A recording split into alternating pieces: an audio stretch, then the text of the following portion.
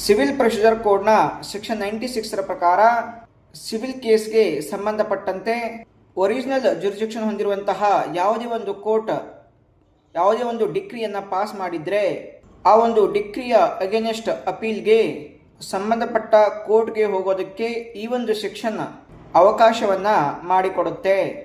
ಒಂದು ವೇಳೆ original decree ಎಕ್ಸ್ಪಾರ್ಟ್ ಇದ್ದರೂ ಕೂಡ ಅಪೀಲ್ಗೆ ಹೋಗ್ಬೋದು.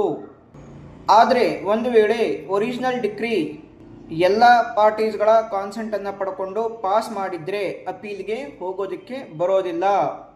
ಒಂದು ವೇಳೆ ಯಾವುದೇ ಒಂದು ವಿಷಯದ ಅಂದರೆ ಸಬ್ಜೆಕ್ಟ್ ಮ್ಯಾಟರ್ನ ವ್ಯಾಲ್ಯೂ 10,000ಗಿಂತ ಕಡಿಮೆ ವ್ಯಾಲ್ಯೂಯೇಷನನ್ನು ಹೊಂದಿದ್ರೆ ಅಂತಹ ಕೇಸಲ್ಲೂ ಕೂಡ ಅಪೀಲ್ಗೆ ಹೋಗೋದಕ್ಕೆ ಬರೋದಿಲ್ಲ.